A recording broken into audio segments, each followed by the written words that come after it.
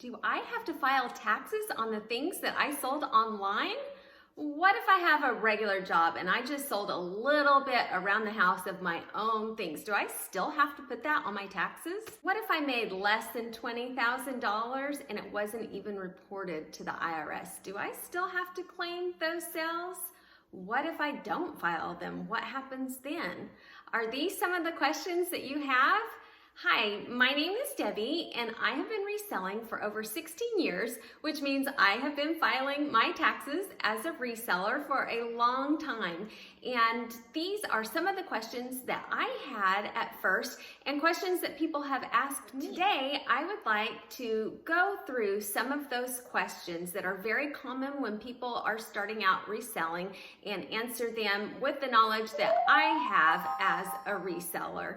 Now, I am not a CPA, I am not a tax accountant, so this information is not to be used as legal tax advice. It is just simply my experiences as a reseller. Hopefully it can answer some questions for you and lead you in the right direction. The first few years, I just filed the taxes on my own. I looked up so much information on irs.gov. I made phone calls to them and I learned as much as I could and I filed them on my own. Then I found out about TurboTax Business and I used that for a few years and that worked out really great. And then I got married to my husband a few years ago and he had an accountant. So now we take our items to the accountant and that is so nice and not nearly as expensive as I thought it would be to have an accountant, and it definitely saves money. It pays to have someone that is their job and they can lead you and guide you in the right direction and let you know what you can take for deductions. They can give you advice for the next year and tell you, hey, if you do a little bit more of this, it will help you. So I would really recommend having an accountant to help you make the most money that you can as your bottom line. First of all, to answer, do you have to file taxes? And the answer is absolutely yes. All income is required to be reported regardless of receiving a 1099 form. If you sell online, you will normally get a 1099 form if you have sold over $20,000 and 200 transactions. In some places that is different. I think there are a couple states where it is $600. I don't know all of the rules on that, but generally it's $20,000. That is changing December 31st of 2021. There was a bill that was passed and I'll pop it up where it is going to be $600 and they will send a 1099. But it doesn't really matter if they send a 1099 or not. You are responsible for claiming that. But that is not bad. Say you are a small seller and you've just sold things around your home, it can actually work out really good for you because you might have taken a loss on those items. So what happens if you just don't file your taxes? Say you make $5,000. You know it's not going to be reported to the IRS. Do you take a gamble and not file? What do you do? Well, chances are the IRS will never know, but if you get audited at any point, they're going to go back and they're going to look at your accounts and say you have all this unexplained income coming in. Well, that is called tax evasion and you will get in big trouble and you will owe back taxes and you will owe penalties and maybe even worse. And just saying, oh, I didn't know does not work. My dad said over and over as I was growing up that ignorance is no excuse for breaking the law. That will not work. If you just say you did not know, it does not matter. You have committed tax evasion and you will be in trouble for it. So for me, it is just not worth the gamble. So now you know you're going to have to file taxes. What information do you need to be able to file those taxes? First of all, you're going to want to know your gross income to be able to report. So you need to have some kind of record keeping to know the total amount that you take in, not just what you profit. You're going to be required to submit the total amount that you took in. So say your sales on eBay were $10,000, including the shipping. You report all of that. And then the deductions are taken out. You get to minus the cost of the goods, the shipping supplies, all of that. But your gross sales amount is every single penny that you took in. So you might keep that on QuickBooks, or there are a lot of people on YouTube that have amazing spreadsheets that you can purchase for a really low cost.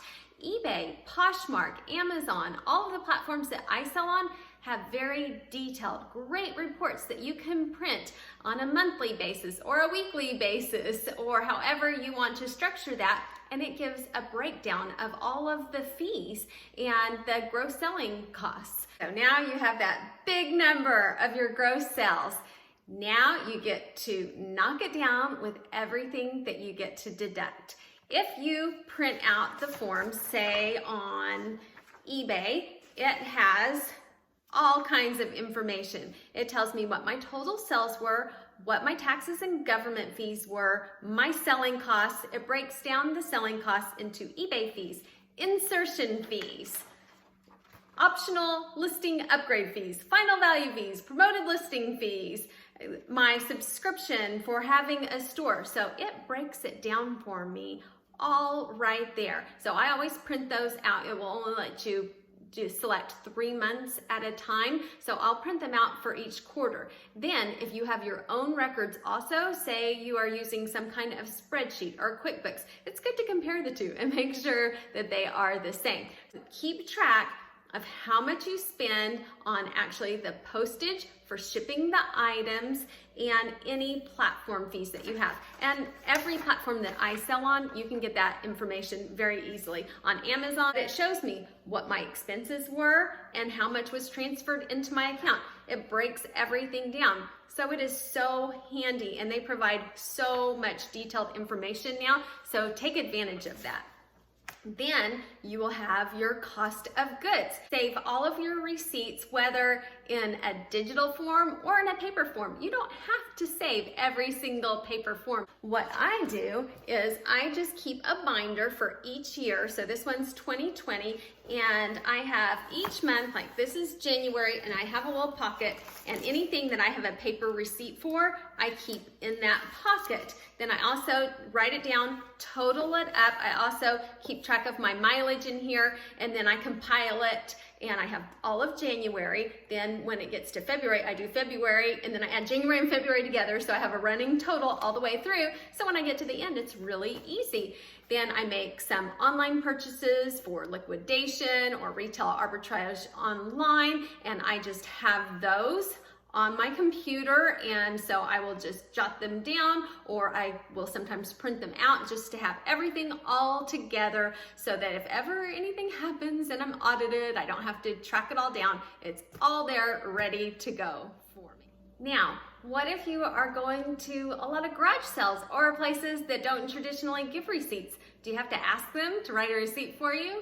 No, not at all. You can actually create your own receipt. So when you go to a garage sale, just simply jot down the date, the location, what you purchased, and the amount, and that's sufficient. What I usually do is if I go withdraw money from an ATM, I just take my little ATM slip and I save that, and I just write the information right on that slip of where the garage sale was, what I purchased, and just a simple explanation on that receipt, and tuck that in with my inventory receipts. Next, anything that you use in your business, you can claim as a deduction. So all of your shipping supplies, save all of those receipts. If you have poly mailers, any stickers, boxes, tape, any kind of consumable product that you use to ship will work for that. Then any equipment that you have, the computer that you use, the camera that you use.